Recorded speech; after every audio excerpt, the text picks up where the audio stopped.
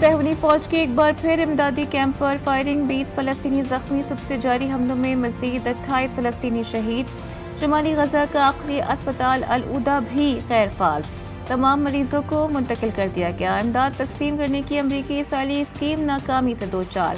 اقوام متحدہ نے غزہ کو دنیا کا سب سے زیادہ بھوکا خطہ قرار دے دیا، قحط تیزی سے پھیلنے لگا۔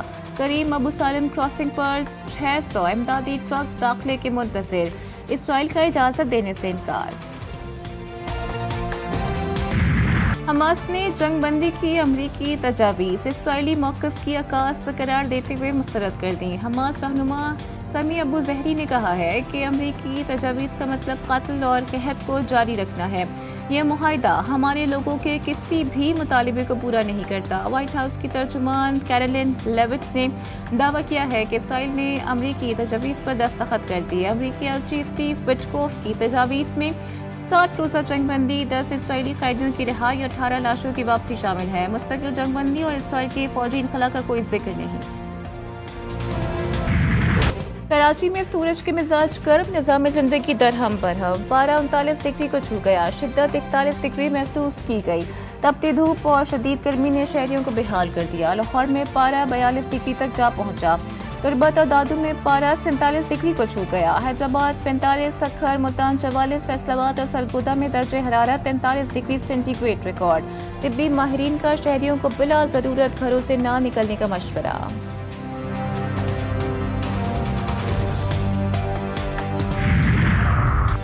ایک دو نہیں بلکہ پوری 4 چھٹیاں، وفاقی حکومت نے عید الاضحیٰ کی تعطیلات کا اعلان کر دیا۔ وزیر اعظم نے 4 روز کی چھٹیوں کی منظوری دے دی۔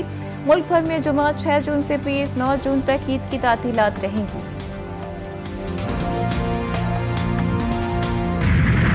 سنت ابراہیمی کی ادائیگی کا مشن، ملک بھر کی مویشی منڈیوں میں رونق عروج پر، ہر کسی کو من پسند خوبصورت اور موٹے تگڑے جانور کی تلاش، بیوپاریوں کو تگڑے گاہکوں کا انتظار۔ اسلام آباد کی مویشی منڈی میں ببلو کے چرچے، آنکھیں ہیں بڑی بڑی اور جسامت بھی ہے خوب۔ مالک نے ببلو کو دودھ دانے اور گندم کھلا کر پالا ہے۔ نازک سے پلے جانور لال بادشاہ، شیرو اور وائٹ بیوٹی نے کوئٹہ میں دھوم مچا دی، قیمت 7 لاکھ روپے مقرر۔ قومی قیادت کے تحت پاکستانی قوم مادر وطن کے دفاع کے لیے فولادی دیوار بنی، مارکہ حق میں کامیابی ہماری قومی عزم اور تمام قومی قوتوں کے درمیان مکمل ہم آہنگی کی مزید ہے۔ فیلڈ مارشل عاصم منیر کا command and staff college Quetta کا دورہ۔ ISPR کے مطابق زیر تربیت افسران اور فیکلٹی سے خطاب میں فیلڈ مارشل کا کہنا تھا کہ پاکستان کسی بھی دباؤ میں نہیں آئے گا، ہر قسم کی دہشت گردی کا خاتمہ یقینی بنایا جائے گا۔ انہوں نے مسئلہ کشمیر کے پرامن اور منصفانہ حل پر بھی زور دیا۔ بلوچستان کے علاقے سوراب میں بینک اور انتظامی افسر کی رہائش گاہ پر دہشت گردوں کا حملہ، سوراب بازار میں بینک کو لوٹ لیا گیا، مختلف سرکاری افسران کے گھر جلائے گئے۔ ترجمان بلوچستان حکومت کے مطابق حملے کے دوران ADC ریونیو ہدایت بلیدی کو شہید کر دیا گیا۔ ADC کی رہائش گاہ پر خواتین اور بچے بھی موجود تھے۔ ہندوستان کی پراکسیز نے ان کی ماں پر کارروائی کی۔ وزیر اعظم شہباز شریف کی واقعے کی مذمت، شہید ایڈیشنل ڈپٹی کمشنر ہدایت اللہ بلیدی کو خراج عقیدت کہا۔ افواج پاکستان بھارتی پراکسیز کے سدباب کے لیے دن رات مصروف عمل ہے۔ پہلے پاک بھارت کشیدگی متنازع علاقے تک محدود رہتی تھی، اس بار کشیدگی بین الاقوامی سرحد تک پہنچ گئی ہے۔ یہ ایک جارحانہ کشیدگی تھی جس کی شدت کو اب کم کر دیا گیا ہے۔ دونوں ممالک سرحد پر افواج کی تعداد میں کمی لا رہے ہیں۔ پاکستان بھارت تقریباً 22 اپریل سے پہلے کی صورتحال پر واپس آ گئے ہیں۔ Chairman joint chief of staff committee Sahir Shamshad Mirza کا غیر ملکی میڈیا کو انٹرویو، کہا پاکستان اور بھارت میں مستقبل میں بھی کشیدگی ہو سکتی ہے۔ کرائسس مینجمنٹ میکنزم منظر سے غائب تھا، عالمی برادری کے متحرک ہونے سے کافی پہلے نقصان ہو چکا تھا۔ پہلگام واقعے کے بعد پہلی بار سنتاس معاہدے کو معطل کیا گیا۔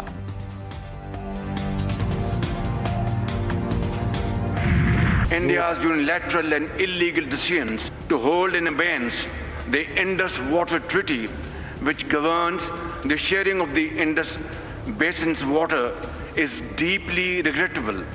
Millions of lives must not be held hostage of narrow political gains, and Pakistan will not allow this, never.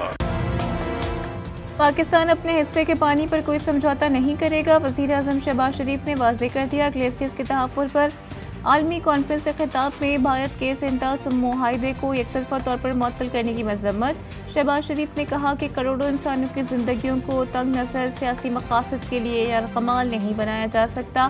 Pakistan ایسا کبھی نہیں ہونے دے گا، بھارت کو سرخ لکیر نہیں عبور کرنے دیں گے۔ مزید کہا پاکستان میں 13,000 گلیشیئرز ہیں، ان کا تحفظ ہمارے لیے بہت اہم ہے۔ ماحولیاتی تبدیلی کے باعث ایکو سسٹم بھی متاثر ہو رہا ہے۔ وزیر اعظم شہباز شریف 4 ملکی دورہ مکمل کر کے وطن واپس پہنچ گئے۔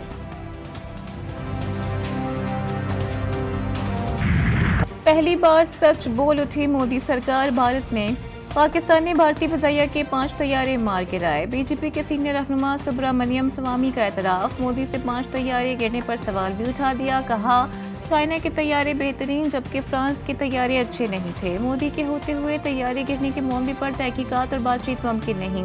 بی جے پی رہنما سوامی نے امید ظاہر کی ہے کہ مودی طیارے گرنے کے معاملے پر قوم کو سچائی سے آگاہ کریں گے۔ دفاعی ماہرین کا کہنا ہے کہ مودی سرکار کی ناکام حکمت عملی نے بھارت کو محاذ جنگ پر کمزور کیا، پاکستان کی طاقت میں نمایاں اضافہ ہوا۔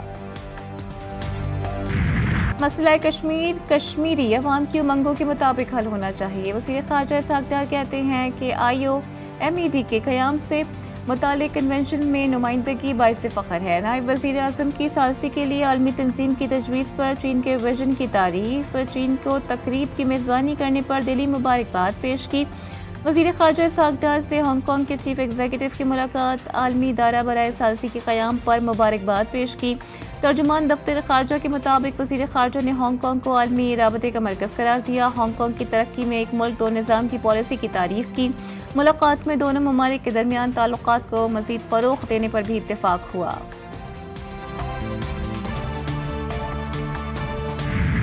Indian Peoples Party Bilawal Bhutto کا وفد کے ہمراہ امریکہ کے سرکاری دورے کا آغاز، بلاول بھٹو کے ساتھ جلیل عباس جیلانی اور حنا ربانی کھر بھی ہمراہ۔ بلاول 2 جون سے امریکی حکام سے باضابطہ ملاقاتیں شروع کریں گے۔ امریکی حکام کو پاک بھارت کشیدگی پر پاکستان کے موقف اور بھارت کی ڈس انفارمیشن پر بریفنگ دی جائے گی۔ پاکستانی وفد کی نیو یارک میں انٹونیو گوتریس اور صدر UN جنرل اسمبلی سے ملاقات بھی متوقع۔ قوموں کو میزلز اور بام تباہ نہیں کرتے، قوموں کو فتنہ تباہ کرتا ہے۔ جو آپ کو یہ کہے کہ اپنے ملک کے خلاف قدم اٹھاؤ، آپ نے کوئی قدم اپنے ملک کے خلاف کبھی نہیں اٹھانا۔ چاہے جو بھی آپ کو کوئی کہے یہ جلا دو، یہاں آگ لگا دو، یہ اس کو توڑ دو، یہ سڑک بلاک کر دو، آپ نے یہ نہیں کرنا، کیونکہ یہ سڑکیں بھی آپ کی ہیں۔ کوئی بھی کہے کہ جلا دو، تباہ کر دو، اس کی بات مت ماننا۔ قوموں کو بم نہیں فتنے تباہ کرتے ہیں۔ وزیر اعلیٰ پنجاب مریم نواز کا تقریب سے خطاب، لیا میں میڈیکل کالج بنانے کا اعلان، کہا جو نوجوان کسی کی باتوں میں آئے وہ جیلوں میں پڑے ہیں، بچوں سے یہ سب کروانے والوں کے اپنے بچے باہر ہیں۔ مزید کہا نواز شریف نے پاکستان کو ایٹمی طاقت بنایا، جب قوم بنیانم مرصوص بن جائے تو دنیا کی کوئی طاقت اسے ہرا نہیں سکتی، تمام بچے پاکستان کے لیے بنیانم مرصوص بنے۔ کوشہ خانہ 2 کیس کی سماعت آج اڈیالہ جیل میں ہوگی۔ سماعت اسپیشل جج سینٹرل شاہ رخ ارجمن کریں گے۔ بانی PTI اور اہلیہ بشریٰ بی بی کو خصوصی عدالت میں پیش کیا جائے گا۔ مقدمے میں اب تک مجموعی طور پر 6 گواہان کے بیانات پر جرح بھی مکمل کی جا چکی ہے۔ آج استغاثہ کے گواہ محسن حسن کی شہادت ریکارڈ کرائی جائے گی۔ 9 مئی کیس میں اسلام آباد کی ATC کا بڑا فیصلہ، جج طاہر عباس سپرا نے تھانہ رمنا کو جلانے اور توڑ پھوڑ کرنے کا الزام ثابت ہونے پر PTI کے رکن قومی اسمبلی عبداللطیف سمیت 11 ملزمان کو 10 سال قید کی سزا سنا دی۔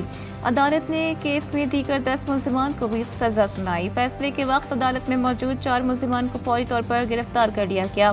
10 مئی 2023 کو اسلام آباد تھانہ رمنا میں مقدمہ درج کیا گیا تھا۔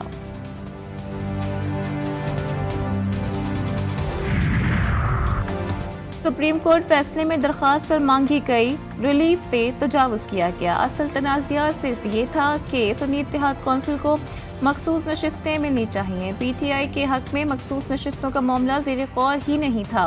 पीपल्स पार्टी ने सुप्रीम कोर्ट में मखसूस नशिस्तों के केस में जमा कराई गई अपनी तहरीरी सिफारिशात और गुजारिशात में कहा है कि अदालत ने अपने दायरे कार से तजावुज़ किया। अदालत ने असल सवाल से हटकर फैसला दिया। मखसूस नशिस्तों की लिस्ट जमा कराए बगैर मखसूस नशिस्तों का दावा गैर कानूनी करार दिया जाए। पाक अफगान सिफारती सतह पर अहम पेशरफ्त, पाकिस्तान का अफगानिस्तान में सफ़ीर तैनात करने का ऐलान। वज़ीर ख़ारजा इसहाक़ डार ने एक्स पर अपने पैगाम में कहा है कि 19 अप्रैल को काबुल के इंतहाई नतीजा खेज़ दौरे के बाद पाकिस्तान और अफगानिस्तान के ताल्लुकात मज़बूत समत में हैं। काबुल में अपने चार्ज अफेयर्स की सतह को सफ़ीर की सतह पर अपग्रेड करने के फैसले का ऐलान करते हुए खुशी हो रही है। इक़्तिसादी, सिक्योरिटी, सीरी और तिजारती शोबों में पाक अफगान ताउन को मज़ीद गहरा करेगा।